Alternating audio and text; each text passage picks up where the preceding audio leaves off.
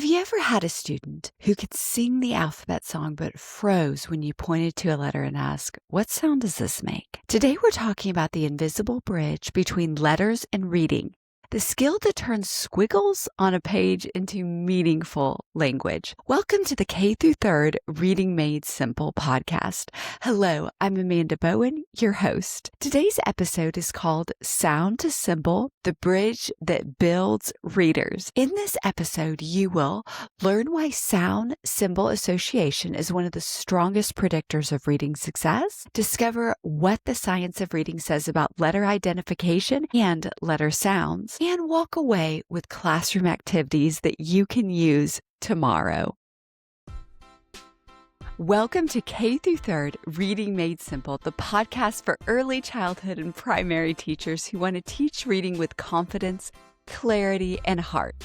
My name is Amanda Bowen, and I am a reading interventionalist and your host. Here we focus on building strong readers and writers using practical, evidence-based strategies grounded in the science of reading research without the overwhelm. You'll find clear, simple ideas that you can adapt and use in a way that works best for your classroom. We'll also talk about organization, routines, and teacher lifestyle habits to help you protect your time, your energy, and your joy, because great instruction starts with a supported teacher. Let's build strong readers and a teaching life that feels lighter, calmer, and more confident. Do you have a student in your class that can say every letter name perfectly, but when it came to read, the learner guessed, avoided, and shut down? In my Orton Gillingham training, I learned that knowing the alphabet isn't the same as knowing how to read. Once the student is taught how to truly connect letters to sounds using explicit multisensory practice, their reading confidence can finally take off. This episode exists for students like this and for teachers who want to help every child cross that bridge. Sound symbol association is the ability to connect spoken sounds or phonemes with the written letter or letters that create those phonemes. And we can call those letters or letters graphemes. This is the foundation of decoding, spelling, and fluent reading. Without this skill, students guess. With it, they decode. The International Dyslexia Association states that effective reading instruction must explicitly teach sound-symbol relationships to prevent reading failure. And according to the Orton Gillingham Academy, structured literacy grounded in the science of reading explicitly must teach the sound-symbol relationship through multisensory and sequential instruction. In letters, we discovered that reading is not natural, but the brain can be taught to map the sounds to symbols. Some people say they'll just pick it up naturally, but research shows that explicit sound symbol instruction dramatically reduces reading difficulty, especially for students with dyslexia. Also, it will support every reader with learning how to read. In order to get the full alphabetic principle, we need to know all the different parts that are combined for students to be able to identify letters and their sounds. So let's start with letter identification. That is recognizing capital and lowercase letters by name. Students must visually recognize letters quickly in order to connect them to sounds during reading. Letter identification and sound knowledge are key predictors of that later reading success. And Lexia Learning explains that explicit letter sound instruction improves early decoding outcomes. There's a lot of different strategies that you can use to be able to help students identify letters. In my classroom, I like to use an alphabet arc. Let me tell you a little bit about what it is and some of the activities that I have found helpful to use with it. I like to have a very large alphabet arc. I print it out on 12-inch by 18-inch mats, which is really just construction paper that is laminated. These alphabet arcs are literally what they say. All the lowercase letters in the shape of a rainbow or an arc. Maybe on the back side, there is another one that has all uppercase letters. For students that need more of a challenge, there are alphabet arcs that will have just a couple of letters sprinkled in through an arc line. For example, it could be an alphabet that has the letter A, and then you see half of an arc line. At the top of the arc line, you'd have the letter M and N. Then at the bottom, you would have the letter Z with no other letters in between. Let's talk about all of these different layouts and how we can help students be able to utilize them for letter identification. The first thing that I like to do with the alphabet arc is to show students how I use the alphabet arc. I like to start out by modeling how to utilize this mat using letter tiles. You can just use those little magnetic letter tiles, and they come in uppercase and lowercase, and show students how you place that on the mat. Let's start at the beginning. I would take the letter A and I would hold it up for the students. I would say A spells ah.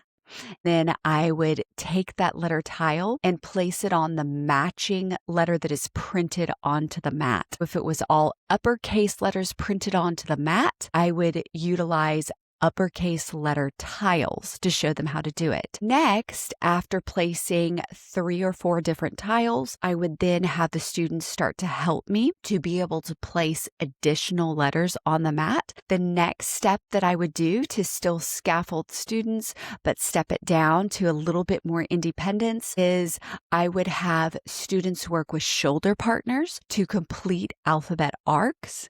And when students were really comfortable working with their shoulder partners on the alphabet arcs, I would then have them completing the alphabet arcs independently. Lastly, I would have students try to do a gentle and fun speed drill in which they would see how quickly they could put the letters on the letter mat. Another thing that I like to do when students are working with the alphabet arc is when they place all those letter tiles, just like I showed them how we place the letter A and say A spells ah, I would have the students place the letters on the alphabet arc, say the letters name and the letters sound. Of course, there's going to be some students that need a little bit more scaffolding and some students that are going to be okay with doing this by themselves. If a student is really having difficulty with connecting the letter name with the letter sound, I will have them start with the first letter in their name, and students usually are able to remember the sound that the letter makes in their name. They're able to identify that letter and they're able to recognize its sound more easily than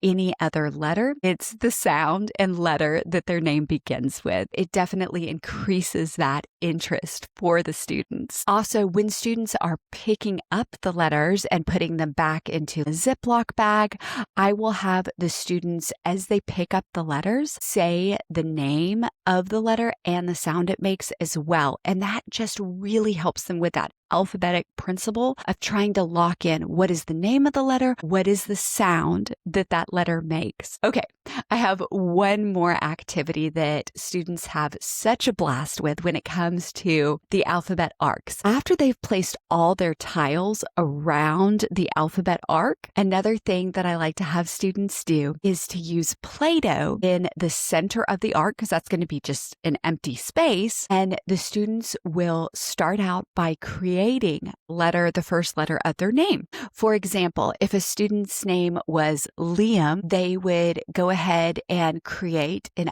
uppercase letter L. When students are creating a letter out of Play-Doh, it is such great practice for them to really look at that letter. What are all the lines, and whether those lines are straight or curved or diagonally laid? How do those different lines make up the letter? And when students are looking at all the different ways that lines make up letters, they are able to identify the letter itself because they're looking at the parts that make up the whole of the letter. Not only is that fun for students, but it is a great way for them to really be able to identify that letter. Once a student has been able to build that letter that is the first letter of their name and they're ready for something a little bit more challenging, I have the students create the other lowercase letters that go with the rest of their name to be able to spell out their name. That is so much fun for students to be able to see their entire name written out in Play-Doh. Lots of fun for students, plus such a great way for students to be able to really identify those letters in the future. Before we jump back in, I want to share something just for you. If you're tired of spending hours planning and still feeling behind, I created a free teacher checklist of my 3 must-have apps with a bonus lesson plan template included to help make things easier. Inside, you'll discover the 3 top digital tools to simplify lesson planning, support structured literacy, and give your students self-checking phonics practice. Grab your free checklist at MsAmandaBowen.com/free. And Ms. Amanda Bowen is all one word. I'd love to welcome you into our teacher community. All right, let's jump back into the episode. Now let's talk a little bit more about letter-sound correspondence. This is knowing which sound each letter makes and being able to say it automatically.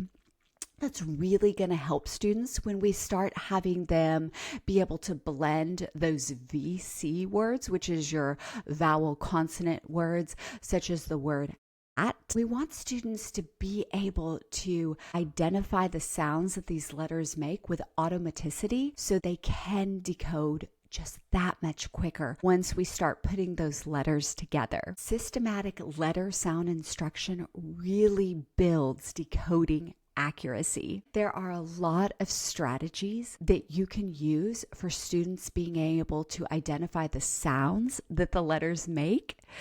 Students loved to use a mirror. With the mirror, I will talk about where my lips, teeth, and tongue are when I create the sound that a letter makes. I also talk about, is my voice on or is my voice off? And students can gently put their hand on their throat and feel when they say that sound. Is it a sound where they can feel their voice box being on or off?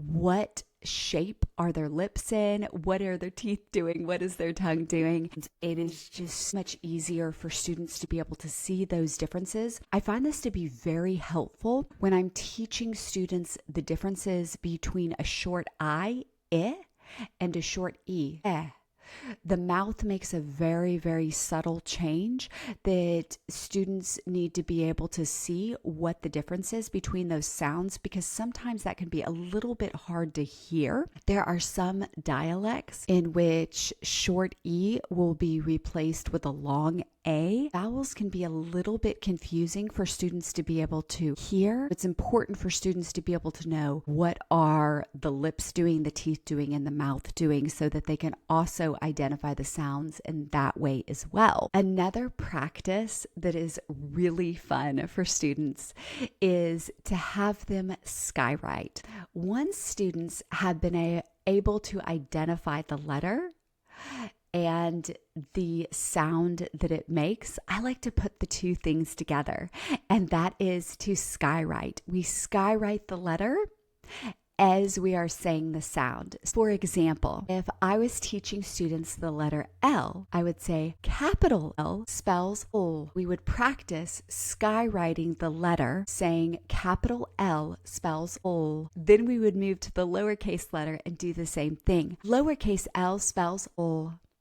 Before we begin doing the skywriting, I like to give my students explicit instruction on how we create the capital version and the lowercase version of each letter. I will start with, where do we begin to write the letter? What are all the strokes involved to complete the letter?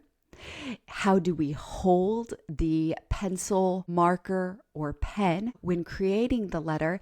And I'll show them that a couple of times through. Then we stand up and we will skywrite the uppercase version. Then I'll go back through. I'll show them this is how we then write the lowercase version of this letter. And then we'll stand back up and we will skywrite the uppercase version of that letter. Once we are done creating that letter with skywriting, which is using very, very large line strokes, we will then move into more refined and smaller line strokes. I will have them start to trace a tactile letter, which is just a letter that is written in sandpaper, and students will use their finger to trace that letter. Next, you can move on to students writing the letter on a piece of paper or a dry erase board. It is very important to give students multiple opportunities to practice these skills. And once students feel comfortable with these skills, I like to then have them apply the sound symbol knowledge. We know that the research tells us that when students are given hands-on practice, consistent decoding routines, their brains build fast, reliable sound to print pathways. They stop guessing and they start reading, and confidence follows. In the same session that I am teaching students how to be able to write a letter, I'm also teaching them how to apply that letter sound knowledge into decoding. And we can do those with L. Conan boxes, word chaining, word workstations, and dictation. First, we will work on decoding very simple words in isolation. And these words need to include this skill that we're presently working on. In this instance, it would be the letter name and letter sound that we're currently working on, plus the other letter names and letter sounds that we have learned. Once we are able to read multiple words in isolation, the next thing that I like to work on is changing one of the sounds within a word to create a new word. For the first word, students will hear me say a word, they'll repeat the word, pound the syllable, tap the sounds, and then they will spell that word. For example, if I was to say the word cat, students would say the word cat back to me. Then they would take their hand and gently pound their fist on their other hand and say cat, because there is only one syllable in the word cat. And then I mirror tapping my fingers backwards, or a mirror image to what my students would be seeing. And I go k, at, cat. And I do that so that students can be able to segment all of the sounds. And then we talk about the first sound is k, what makes the sound k. And then we would talk about how C and K both make the sound k.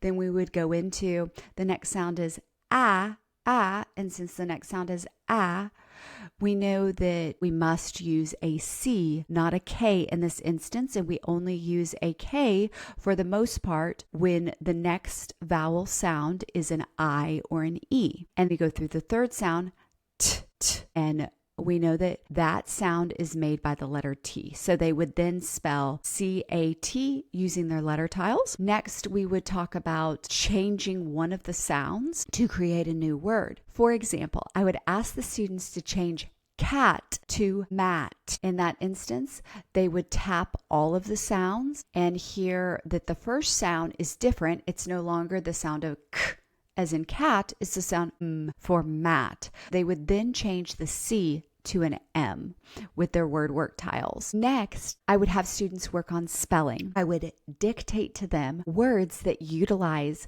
the skill that we're working on. In this instance, again, it's the letter that we're working on, plus all of the letter sounds and letters that we have learned so far. They would utilize the skills learned in today's lesson and previous lessons. After students have seen how they can learn what a letter looks like, what it sounds like, be able to write that letter, be able to read words using that letter and spell words using that letter, their confidence grows. Today, you learned about sound symbol mapping and how it builds reading brains. You also learned that letter identification must come before decoding, and multi-sensory practice changes outcome because it increases engagement and helps students strengthen those neural pathways. Your instruction is the bridge. I want to remind you that you are not behind. You are becoming informed. And that makes you powerful. Your teaching is changing lives. Strong readers are built one sound at a time. Teacher friend, just remember you're making a difference, even on the days when it doesn't feel like it. Thanks so much for listening. Thanks for listening to the K through 3rd Reading Made Simple podcast. Just remember, teacher friend, I'm not here to tell you what to do in your classroom. Everything I share is meant to support you by sharing research-backed ideas and what has worked in my own teaching, not to give individualized advice. Take what's helpful, leave the rest, and always choose what works best for you and your students. Stay connected with the K through 3rd Reading Made Simple podcast. Subscribe to the podcast so you never miss an episode packed with practical literacy strategies and ideas to make teaching, reading, and writing feel simpler and more joyful. Click subscribe on your favorite podcast app and join our growing community of K through 3rd teachers who are passionate about helping students succeed. Let's make teaching, reading, and writing simpler, more effective, and more joyful.